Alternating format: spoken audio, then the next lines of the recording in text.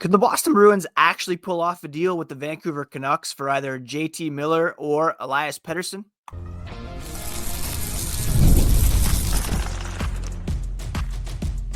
You're Locked On Bruins, your daily podcast on the Boston Bruins. Part of the Locked On Podcast Network, your team every day. What is up, Bruins fans, and welcome back to the Locked On Boston Bruins podcast. I'm your host, Ian McLaren, and this is a daily show where we discuss all things Spoked B. Today is Thursday, January 9th, and I want to thank you so much for making Locked On Bruins part of our daily routine. It's free and available on your favorite podcast app and on YouTube, part of the Locked On Podcast Network, your team every day. And a quick shout out to my son, Henry. It's his 10th birthday today. I know he will be watching this. Probably not, but shout out to Henry. We're about to head out later on today for some bowling, arcade fun, buy a new Switch Pro controller. Should be a fun day, and we wish him all the best because he is a very cool kid.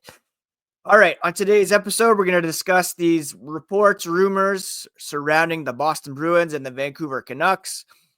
We'll also talk about the Bruins playing an outdoor game in Florida next year and preview tonight's game against the Tampa Bay Lightning. Before we get into all that, a quick reminder, you can find the podcast on social media at Locked NHL Bruins.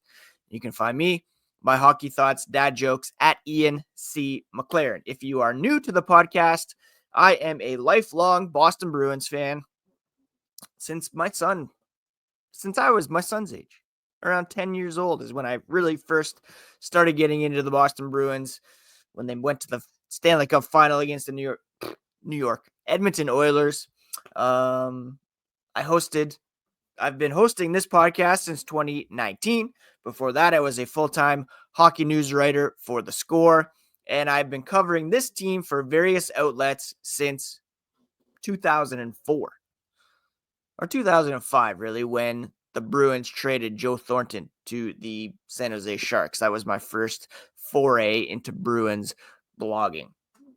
Now, the Bruins are in a tough stretch at the moment, and there's a lot of uncertainty in terms of whether they're a playoff team, what direction they should go in.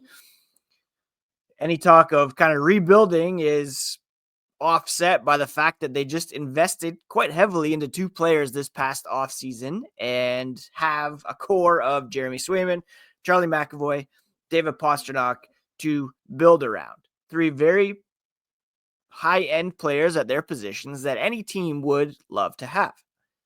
So perhaps a retool is necessary, and if you look at trade partners, potentially, there's one in Vancouver that's just screaming for a deal to be made because, as we've learned recently, there's a rift apparently between JT Miller, Elias Pettersson, their top two centers, and either one or both could be moved in the coming days or weeks. And as was reported yesterday, and this is coming from, again, with anything with regards to trades, you need to take the sources with a grain of salt until it's kind of corroborated by a major insider. But according to Marco D'Amico of Responsible Gambling, there is interest from the Bruins side in either of these two players. That shouldn't come as a huge surprise. Anybody would be interested in a JT Miller or an Elias Pettersson. An NHL executive source said that the Bruins are talking to the Canucks, and there's a reason why Don Sweeney was in Laval last week to watch the Abbotsford Canucks play the Canadiens Farm Club. Now, asked which one of the centers the Bruins are targeting, this source said doesn't know for sure, but the Bruins want to get deeper and younger up the middle and not older. So that would scream Pettersson because Miller is a bit further advanced in his career. He's 31 at the moment. Pettersson is 26. Now, the problem is Pettersson's in the first year of an 8-year, $92.8 million contract. So that brings an AAV an average annual value of $11.6 million. He was drafted 5th overall in 2017. He has struggled this season, but he has proven to be a 100-point player at the NHL level. Just a couple seasons ago, 39 goals, 63 assists. But from the Bruins' perspective, obviously he would be a coveted player, but that contract would make him the highest paid player on the Bruins. That would give him a higher AAV than David Pastrnak, who's making $11.25 million. And in order to make room for a Pettersson, you would have to subtract that to fit him under the Bruins cap, which is currently they only have about $500,000 in available space. So you're looking at moving some significant pieces off the current roster, beginning with you look at the two contracts the Bruins just signed in Elias Lindholm and Nikita Zadorov. Obviously, both of those guys have history with the Canucks, but already those contracts are looking kind of unmovable because of how those two guys have performed so far with the Bruins. A 1-2 punch of Pettersson and Lindholm could be pretty good for the Bruins, but again, you're looking at either moving a bunch of pieces off the roster. You'd have to move, say you start with Pavel Zacha. You would have to move him $4.75 million, and then you have to find another $7 million to move off the roster.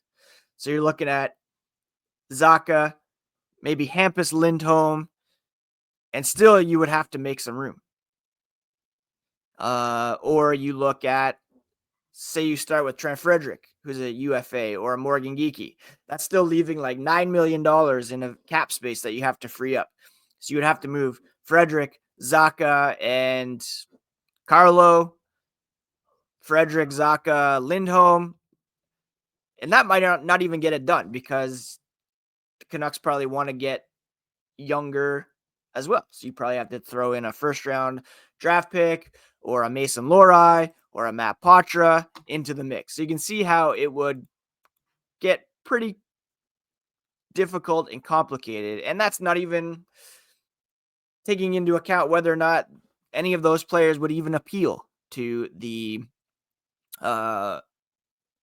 Canucks. Now, if you're looking at Miller, it makes things a bit easier because he has a lesser cap hit, but still, they're not just going to give him away. Not to mention, you have a bunch of players on the Bruins who have no movement clauses and various no trade clauses. Like Elias Lindholm has a no move clause.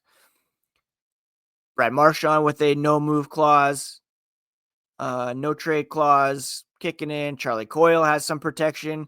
Zacha has protection, as do McAvoy, Lindholm, Zadorov, and Carlo. So if you're trying to move any of those guys, you need to get their permission if Vancouver isn't on their no trade list. And for the no movement guys, you have to try to figure out a way to get them moved. Like Hampus Lindholm. It just gets really complicated when you take that into account. So all that to say, it would be amazing to get a guy like Elias Pettersson on the Bruins. You pair him with David Pastrnak or spread things out a little bit. That could be a really dynamic addition. JT Miller would be a perfect guy for these Bruins. But again, you have to move some significant, not significant in terms of these guys are core players and you don't want to move them like a Zacha or a Coyle or a Carlo, but it's having to move the money and whether or not the Canucks would be willing to take those guys on and what you would need to sweeten the pot in terms of first round draft picks or a Patra, Fabian Lysell, Mason Lohrei, etc. And also, again, trying to convince any of these guys to go to Vancouver if indeed their protection takes them out of that mix. Like recently with Linus Ullmark when the Bruins tried to trade him to Los Angeles, reportedly, for Pierre-Luc Dubois. You look at how he's playing in Washington now as a side note, and you think, oh, maybe that would have been nice. But Ullmark nixed that deal because he didn't want to go to Los Angeles. They were on his no-trade list. So it gets very complicated. I would love to see Elias Pettersson, and I would pretty much give up anything to get a guy like him, young, franchise, top center on the Boston Bruins, but it's very difficult, and we'll see if that is even possible. Now, what we know is actually happening is the Bruins will play the Tampa Bay Lightning tonight. We'll preview that later on in the podcast, and they'll take on the Lightning in an outdoor game next year. This was announced yesterday, and we'll discuss this as the podcast continues.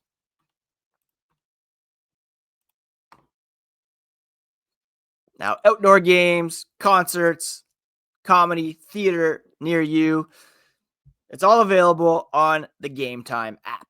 I love going to live events, and one of my favorite memories is going to my first baseball game, going to concerts.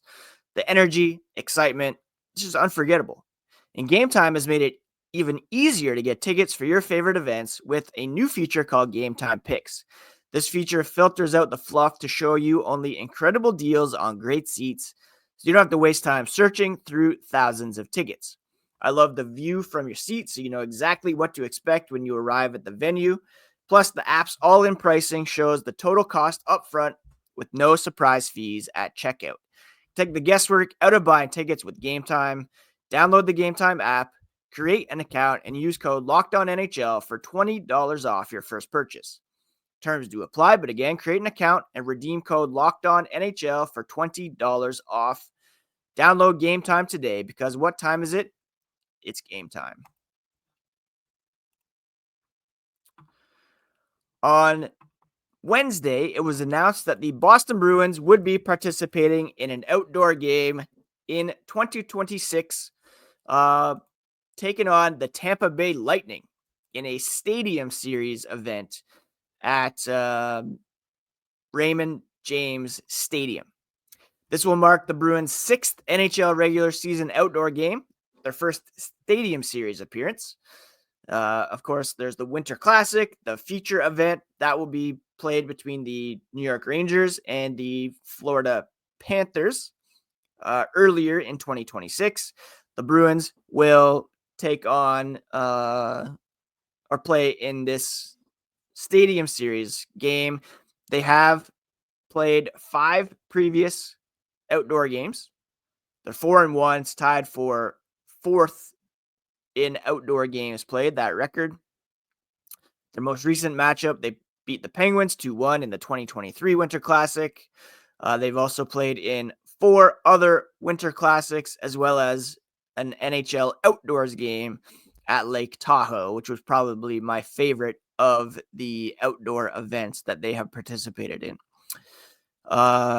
The Bruins organization takes pride in being selected to participate in one of the NHL's marquee events, Cam Neely said, the team president. Similar to the Winter Classic at Fenway Park, Gillette Stadium, Notre Dame Stadium, and the outdoor games in Lake Tahoe, the 2026 Stadium Series in Tampa will be a meaningful opportunity for our players and the entire organization to showcase the game of hockey on a grand scale.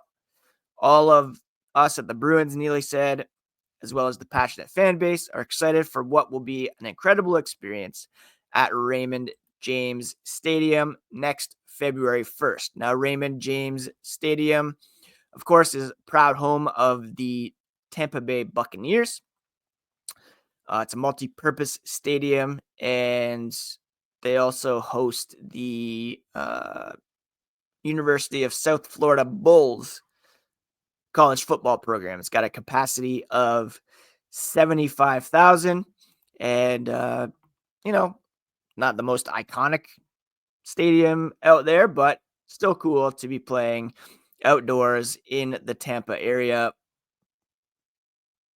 February in Florida, obviously it's still going to be warm, so there'll be some challenges there, but the NHL switching things up and going down south for their winter events, outdoor events next season. With, again, the Winter Classic taking place in Florida between the Rangers and the Panthers. I might have switched things up a little bit and had the Rangers take on the Lightning and have the Bruins playing in the Winter Classic against the Panthers. But I can see why the Bruins have already been featured in several Winter Classics. The Rangers, not as much, I guess. And while the Bruins-Panthers rivalry is a bit hotter right now than Rangers-Panthers, and there's more history between Rangers and Lightning with the Martin St. Louis trade and Ryan Callahan, etc.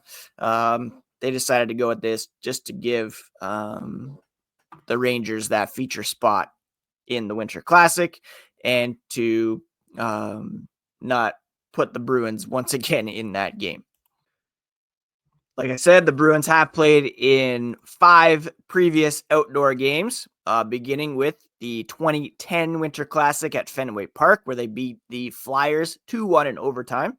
Marco Sturm, the hero in that one. 2016, they played the Canadiens at Gillette Stadium, a very forgettable 5-1 loss to Montreal in that one. 2019, Winter Classic at Notre Dame Stadium, they beat the Blackhawks 4-2. That Lake Tahoe game against the Flyers in 2021, they beat Philly 7-3.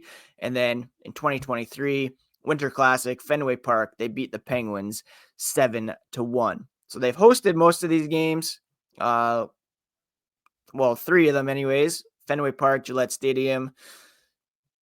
Notre Dame was a bit of a neutral site game, although it was technically a Blackhawks home game. And then Lake Tahoe, California, Philly, and Boston taking that one on. I loved that one. The iconic shots from that were unbelievable. Charlie McAvoy scoring from the point. I'll never forget that. Cool shot.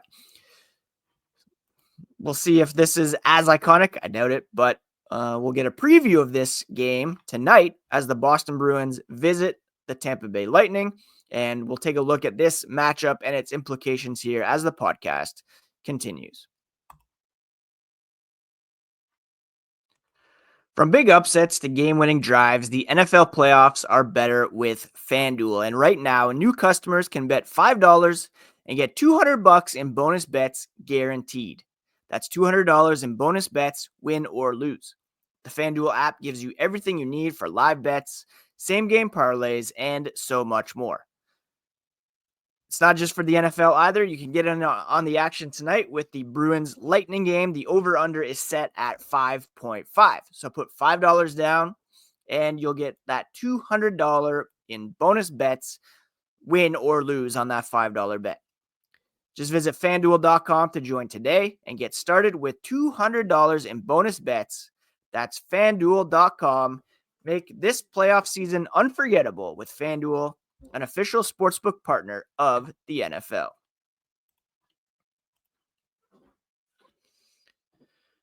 Okay, the Boston Bruins will look to get back on track tonight against the Tampa Bay Lightning, a team that they are seemingly in a dogfight with for third place in the Atlantic Division. But if you look at the context, it's likely that Tampa will overtake them at some point.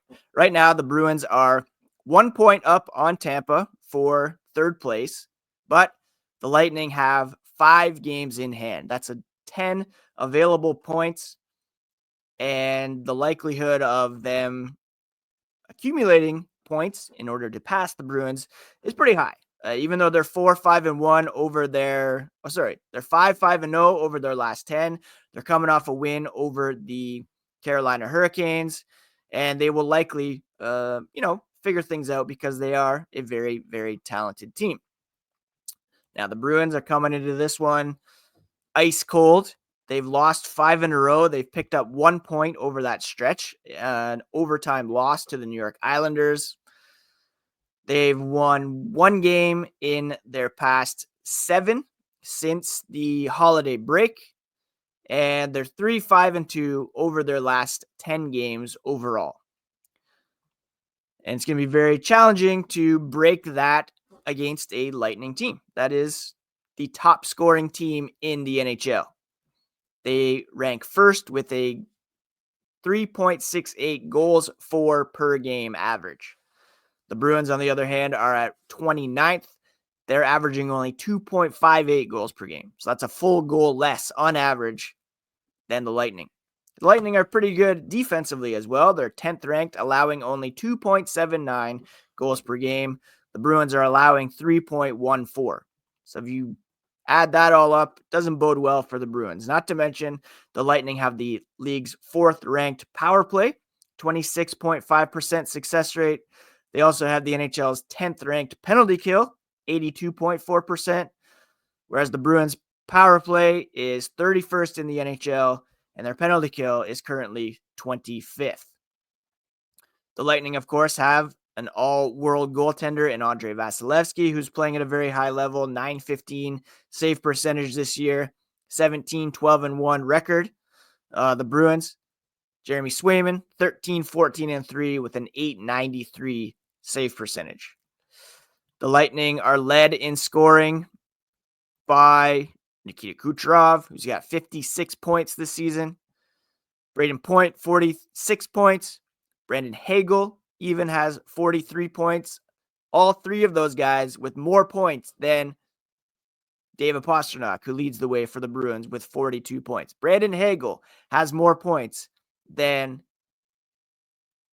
David Pastrnak in 5 fewer games. Yikes. I did not realize things were that off. Even Jake Gensel, 40 points in 37 games. That's a boatload of talent, not to mention Anthony Cirelli, Nick Paul, Connor Geekie up front, and Victor Hedman on the back end. It's going to be very, very challenging for the Bruins. This is the first of 4 meetings between these two teams. They've yet to play this season. They'll play again on January 14th back in Boston, and then 2 games within a week in March 8th and March 15th. Now again, the Lightning behind the Bruins in terms of total points, but they do rank 6th in the Eastern Conference right now by way of point percentage, 579, ahead of Boston, who's technically in 8th at the moment, and the Ottawa Senators, who are currently 7th in terms of point percentage. Not only do the Bruins have to watch out for the Lightning, but again, the Senators are only 4 points back with 4 games in hand. The Montreal Canadiens are 4 points back with 3 games in hand. Even the Columbus Blue Jackets sneaking up a bit. They're 3 points back with 2 games in hand. So a lot of teams sneaking up here on the Boston Bruins, who have the conference's second worst goal differential. The Bruins are at -24. The Lightning actually have the Eastern Conference's second best goal differential at +33. Only the Washington Capitals at +41 are better. If you look league wide, the Lightning rank 4th in goal differential at the moment. The Bruins are bottom 5. Only the Pittsburgh Penguins, the Nashville Predators, Chicago Blackhawks, and San Jose Sharks have worse goal differentials than our Boston Bruins right now. So, add that all up, and you think, yeah, this might not go Boston's way tonight, which is unfortunate because the moms are on the trip.